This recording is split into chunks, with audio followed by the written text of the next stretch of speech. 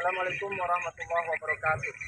Perkenalkan, saya Muslihdar SPDI, guru SMPN 1 Pasir Penyu, Kecamatan Pasir Penyu, Kabupaten Indragiri Hulu.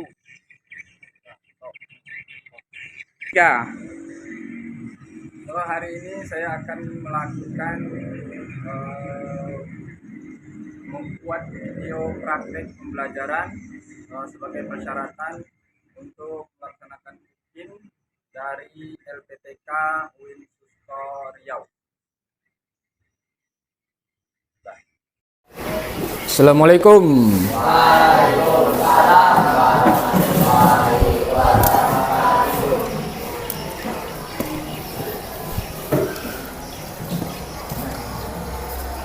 Baik, assalamualaikum warahmatullahi wabarakatuh.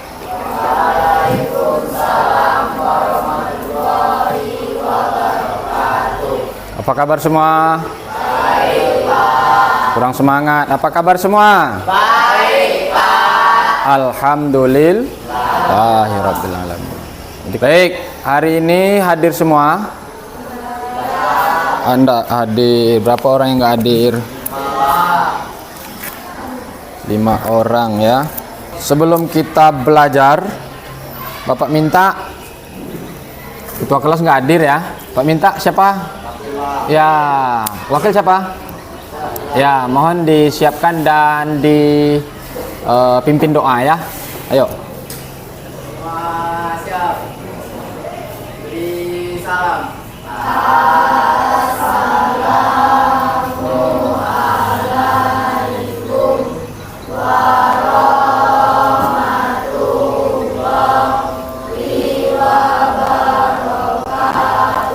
Waalaikumsalam warahmatullahi wabarakatuh.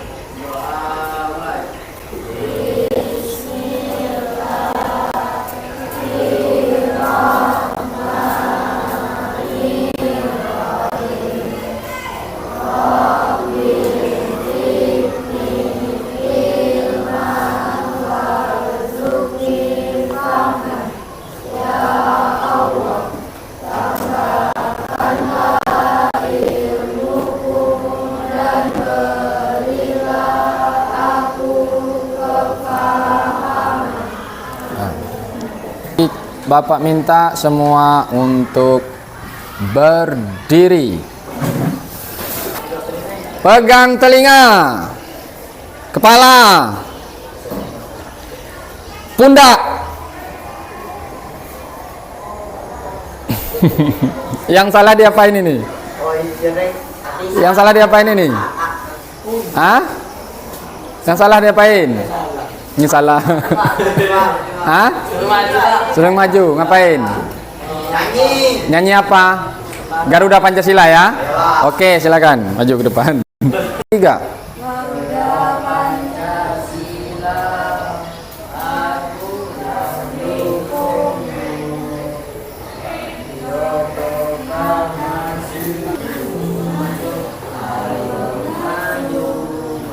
Oke. Terima kasih. Nah, lain kali pesan Bapak, lain kali lebih konsentrasi. Jadi ice breaking yang Bapak berikan ini tadi adalah menguji konsentrasi. Ternyata ada terjaring 3 orang yang kurang konsentrasinya ya. Lebih konsentrasi lagi nak ya. Nah, udah sarapan? Belum, pantas kurang konsentrasi karena belum sarapan. Lain kali sarapan di rumah ya. Biar belajarnya lebih semangat, tidak mikir-mikir yang lain ya. Bapak gini-gini sarapan di rumah ya. Nah, sarapan di rumah, biasakan sarapan di rumah walaupun hanya 1 suap atau 2 suap nasi. Materi kita hari ini nih masih berkaitan dengan yang minggu lalu ya, minggu lalu masih minggu lalu, yaitu tentang beragama secara moderat. Nah, ini tujuan pembelajaran kita. Tujuan pembelajaran kita adalah pertama, Anda semua dapat menyelesaikan persoalan hubungan intern dan antar umat beragama dalam kehidupan sehari-hari. Ya. Yang kedua, peserta didik atau Anda semua dapat menjalankan agama secara moderat dalam kehidupan sehari-hari. Baik, minggu lalu kita sudah membahas tentang dalil nakli tentang beragama secara moderat. Masih ingat? Masih ingat? Ya, surat apa kemarin? Ayat pintar, kuat ingatannya. Surah Al-Baqarah ayat 143. Ya. Kemarin sudah disinggung juga sedikit bahwa di ayat itu menjelaskan tentang Islam wasati atau agama secara modern. Maka untuk itu Bapak Arab, hari ini kamu benar-benar bisa mengikuti pelajaran dengan baik dan benar. Ya, tidak ada yang bermain-main, fokus untuk belajar. Bisa? Bisa. Kita lanjutkan. Nah, Bapak ada pantun. Coba nih, wakil. Coba bacakan pantunnya. Pergi ke kebun untuk menyemai. Cakep. Padi disemai di dalam peti. Cakep. Jika ingin hidup damai. Cakep. Terapkan sikap toleransi. Oke. Ini pertanyaan pemantiknya. Ya, apa yang dimaksud dengan Islam moderat? Nah, ini yang akan kita pelajari hari ini ya. Apa itu Islam moderat atau bahasa agama tadi apa? Islam wasatiyah. Dalam Al-Qur'an disebut dengan wasatiyah. Kemudian yang kedua, bagaimana prinsip Islam wasatiyah itu? Ya. Prinsipnya bagaimana? Ini akan kita pelajari hari ini. Baik. Bapak minta kamu saksikan video ini untuk mendengarkan materi hari ini.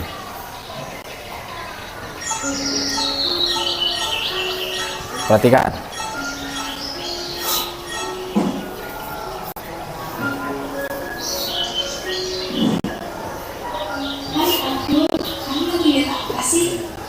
Serius banget. Gimana kita? Itu sedang kita. Duduknya mana? Aku informasi terus bertambah. Terjadi penolakan bangunan mereka sampai menimbulkan perkelahian. Kemudian ada juga yang menimbulkan banyak tidak terjadi ada mimpinya bersambung karena tidak ada bagaimana. Sangat disayangkan ya, rasa toleransi kita mulai terkikis. Hal-hal tersebut tentu tidak akan terjadi jika kita menjalankan semangat moderasi beragama. Moderasi beragama? Apa itu? Seperti yang kita ketahui, bangsa Indonesia adalah bangsa beragam, mulai dari suku, bahasa, dan masyarakat Indonesia pun dimana pendapat, keyakinan, dan kepentingan termasuk dalam beragama. Kata agama terjadi akibat menyalahkan dan tidak membuka diri pada tafsir keagamaan. Untuk memelihara kedamaian negeri ini, kita harus menekankan moderasi beragama. Yang singkat, prinsip dari pasal Indonesia yang tidak melihat ukuran. Dalam ini, moderasi bermakna atau penghindar ke ekstrim. Maka, ketika moderasi disandingkan dengan beragama, istilah tersebut berarti sikap mengurangi kekerasan atau menghindari keekstriman dalam cara pandang, sikap, dan praktik beragama. Dalam tradisi semua agama yang diakui di Indonesia, selalu ada ajaran jalan tengah. Dalam Islam ada konsep wasatiyah, dalam Kristen ada konsep golden rule. Katolik menyatakan sikapnya dalam dokumen Nusra Haikati. Dalam ajaran Buddha ada Majjhima Pratipada. Sedangkan dalam tradisi agama Hindu ada Venika dan dalam wujud ada Chongyo. Orang yang ekstrim dalam agama seringkali keluar dari asal kemanusiaan, sepakat untuk dan berumur. Contohnya ketika seseorang berusaha ibadah yang tidak setuju sama agama lain, khusus sama manusia tak agama, dan mengikuti pokoknya agama lain, tentang rasa bersikap orang lain tidak berusaha.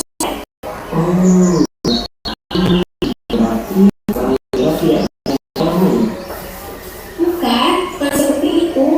Seorang yang moderat tetap harus memiliki pendidikan dan bermain ini. Namun, Islam ia harus berpikir teguh dan mana tafsir ajaran agama di mana ia perlu kolek. Menjadi seorang moderat harus mampu mengendalikan emosi, berilmu, berakhlak baik, dan sanggup berempati, sehingga ia akan senantiasa berhati-hati dan mempertimbangkan baik buruknya setiap pilihan. Oh, seperti itu ya. Oh iya, satu lagi. Upaya penguatan moderasi beragama adalah tugas kita bersama. Baik masyarakat, lembaga, maupun negara harus bersatu padu mengkampanyekannya demi merawat kehidupan keagamaan yang damai dan toleran. Wah, terima kasih banyak Nanta. Kamu mencampur masalah baru nih. Ayo Senders, kita bersama-sama menjadi orang moderat dan beragama dan toleransi terhadap sesama.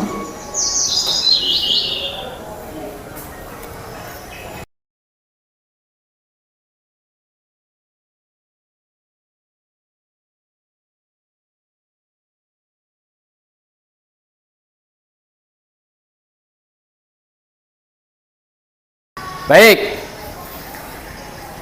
Di dalam tafsir Kemenak, ya, tafsir Al-Qur'an yang diterbitkan oleh Kemenak RI, Kementerian Agama RI, bahwa dalam Al-Qur'an kemarin surah Al-Baqarah ayat 143 yang telah kita bahas kemarin itu memiliki dua makna, ya. Memiliki dua sifat. Memiliki dua sifat, yaitu pertama, ummatan wasatan digambarkan sebagai umat yang berlaku adil. Nah, jadi ummatan wasatan itu makna yang pertamanya adalah harus memiliki sifat adil. Yang kedua, memiliki sifat moderat. Nah, pertanyaannya apa itu adil? Ya kan? Adil itu memiliki banyak makna, tergantung persepsi masing-masing. Ya kan? Nah, tetapi yang kita bahas, adil itu memiliki 3 dimensi. Ada 3 dimensi adil. Pertama, adil dalam dimensi kesamaan. Apa itu adil memiliki dimensi kesamaan? Yaitu memberikan perlakuan yang sama terhadap semua orang. Ya, memberikan perlakuan yang sama terhadap semua orang tanpa harus memandang aspek yang lain, baik itu ekonomi, sosial, suku, agama dan lain sebagainya. Nah, itu disebut dengan adil. Maka umat Islam dituntut untuk berlaku adil dalam dimensi kesamaan.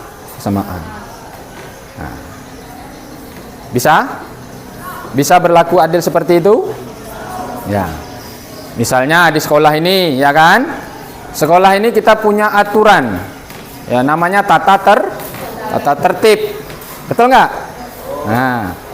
Nah, tata tertib itu berlaku untuk seluruh siswa tanpa harus memilih agama. Kemudian tanpa harus memandang ekonomi, tanpa harus memandang suku, betul nggak? Aturan atau tata tertib yang ada di sekolah berlaku untuk semua siswa, baik laki-laki maupun perempuan, baik yang kelas 7, kelas 8 maupun kelas 9. Nah, itu berarti adil dalam aspek kesamaan. Nah, ini aspek yang pertama. Yang kedua, aspek adil itu adalah keseimbangan. Seimbang. Nah, dalam aspek keseimbangan, dalam dimensi keseimbangan ini, misalnya memberikan perlakuan khusus terhadap seseorang biar dia yang lain. Nah, biar dia imbang dengan yang lain. Misalnya, ada yang bisa kasih. Misalnya orang lagi kecelakaan, teman kamu lagi kecelakaan, kemudian patah kakinya atau cedera kakinya, sehingga sulit untuk berjalan normal. Apa yang harus dilakukan? Memberikan apa? Memberikan sumbangan. Supaya dia berjalan sama dengan kamu, apa yang harus dilakukan? Fungsinya sama dengan kamu bisa berjalan, dia juga bisa berjalan. Apa yang harus dilakukan? Kasih kursi roda. Nah, seorang guru misalnya di dalam kelas berlaku adil. Bagaimana guru yang berlaku adil dalam dimensi keseimbangan? Bagaimana? Memberikan soal yang sulit kepada siswa yang pintar dan memberikan soal-soal yang sedang kepada anak-anak yang mengalami kelemahan. Yang ketiga, dimensi adil itu adalah proporsional.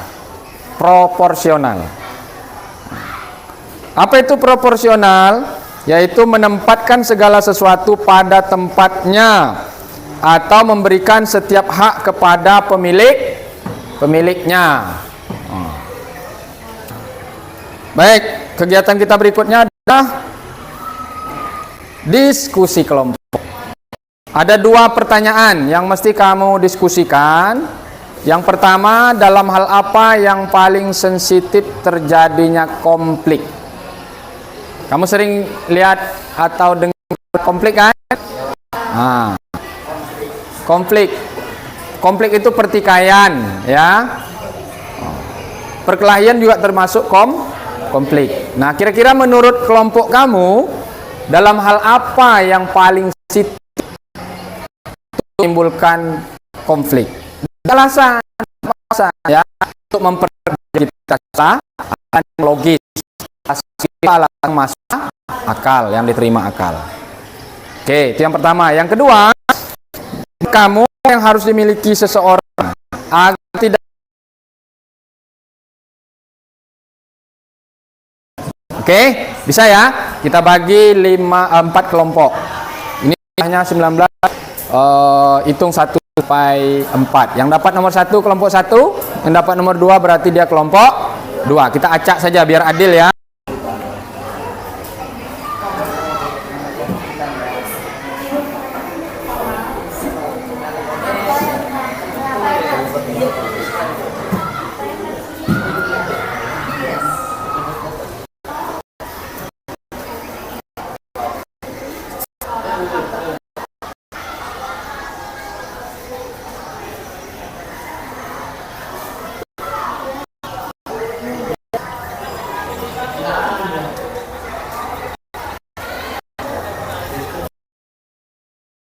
Tangan, oke, silakan kelompok 3 maju. Assalamualaikum warahmatullahi wabarakatuh. Waalaikumsalam warahmatullahi wabarakatuh. Kami dari kelompok 3 akan mempresentasikan hasil jawaban kami. Ya. Yang pertama soalnya 1. Dalam hal apa yang paling sensitif terjadinya konflik? Jawabannya bisa dalam hal agama maupun sosial. Biasanya ada salah satu pihak yang memulai terjadinya konflik atau tidak terima dengan pendapat pihak lain, dalam arti yaitu egois. Soal nomor 2, menurut kamu apa yang harus dimiliki seseorang agar tidak mudah terjadinya konflik? Jawabannya perilaku adil, sabar, dan toleran, karena dengan kita berperilaku tersebut akan menimbulkan hal positif. Oke, ada tanggapan yang lain, kelompok lain? Silakan. Mungkin tidak sepakat atau mau dipertanyakan? Sepakat ya? Oke, terima kasih. Kasih tepuk tangan.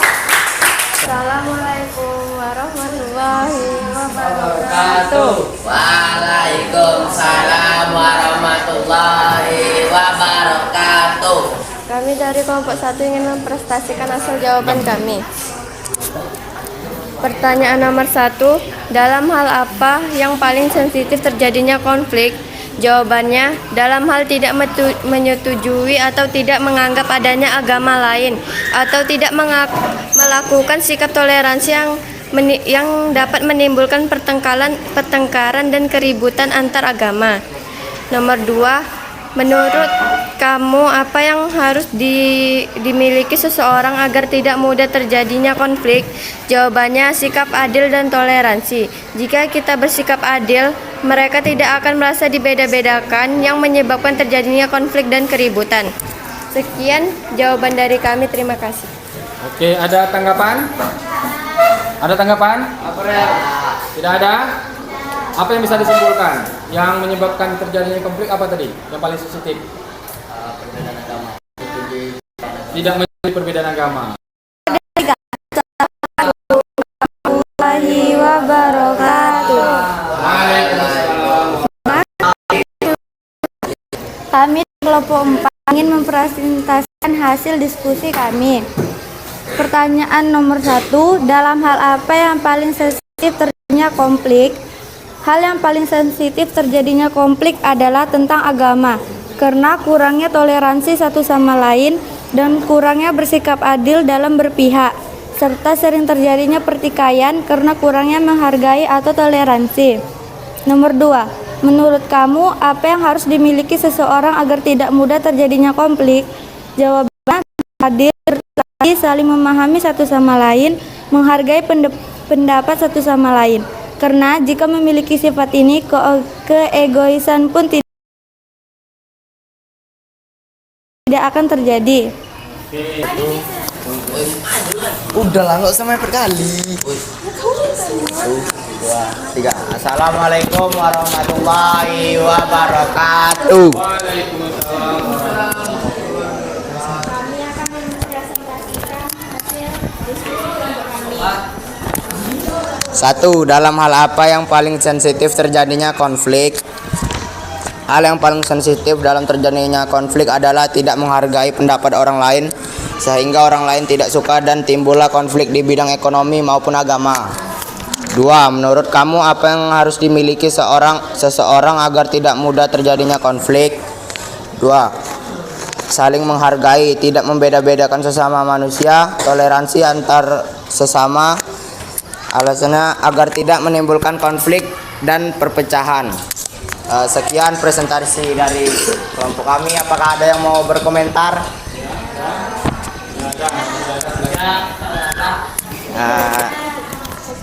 Sekian presentasi dari kelompok kami. Lebih dan kurang mohon maaf. Assalamualaikum warahmatullahi wabarakatuh. Sebenarnya pertanyaan pertama itu, hal apa yang paling sensitif terjadinya konflik? Semua sensitif. Sebenarnya semuanya sensitif. Agama sensitif, ya kan? Nah, terus apa lagi? Ekonomi sensitif juga. Coba kamu dibilang, orang miskin misalnya, dihina sebagai orang miskin, terima nggak? Tidak kan? Terus masalah apa lagi? Masalah suku, sensitif juga. Ya nggak? Coba suku kamu dihina orang, terima nggak?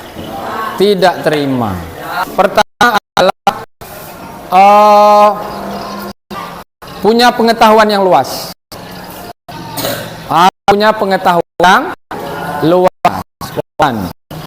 Banyak belajar. Itu kan tidak harus dari buku, media. Yang kedua, apa yang mesti kita tanamkan? Pintar menempa apa itu?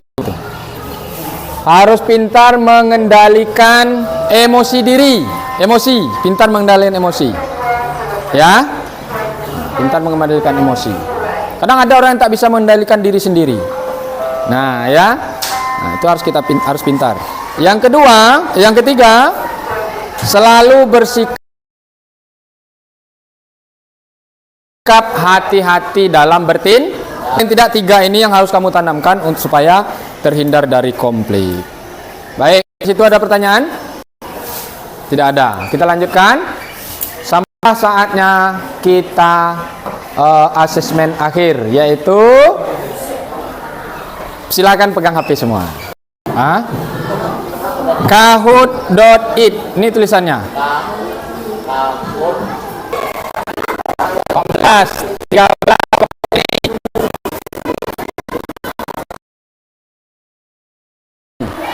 Nih. jawabnya tuh. Nah, 3, 2, 1. Oke, siapa yang dulu? Jawaban yang benarnya apa? Jawaban yang benarnya adalah kelebihan. Kita lihat. Ada 6 orang yang jawab benar. Ya. Yang lebihnya salah. Kita lihat siapa yang paling cepat. Yang paling cepat kita lihat. Yang paling cepat itu adalah Abdul. Mana Abdul? Oke, Abdul.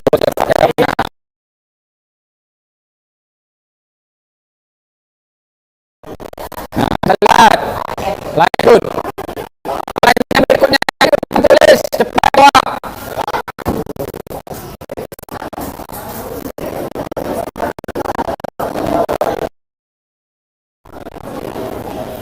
Oke, mulai.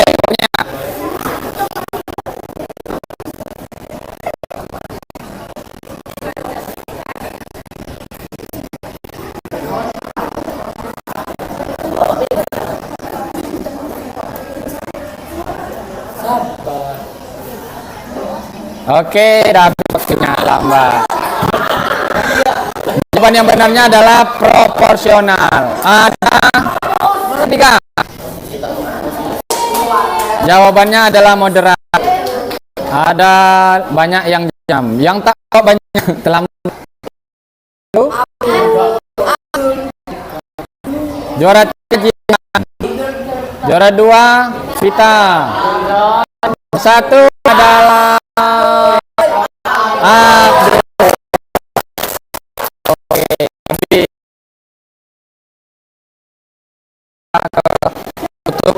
Sebelum kita tutup pelajaran, kita simpulkan kita hari ini. Apa yang bisa kamu simpulkan? Pelajaran kita hari ini. Pertama, Saling menghargai supaya terjadi konflik. Pertama, saling menghargai tidak terjadi. Terus, ada yang lain? Melakukan sikap toleransi sama menghargai. Nah, ada yang lain? Apa yang bisa kamu simpulkan? Pelajaran kita hari ini. Moderat, ya, sikap moderat itu adalah sikap pertengahan, ya, terhindar dari sifat ekstrim, ya, ekstrim. Kemudian terhindar dari sikap sekuler, terhindar dari sikap gulu. Nah, ya, dalam kehidupan kita harus bersikap moderat, baik itu terhadap agama lain, terhadap suku lain, terhadap status sosial, ekonomi dan lain sebagainya. Semua kita harus bersikap moderat. Inilah ajaran Islam, ya. Baik, sebelum kita tutup, Bapak titip tugas untuk minggu depan. Tolong kamu jawab latihan pilihan ganda dan esai halaman 158 dengan membaca Alhamdulillahirabbil alamin. Oke, assalamualaikum warahmatullahi wabarakatuh.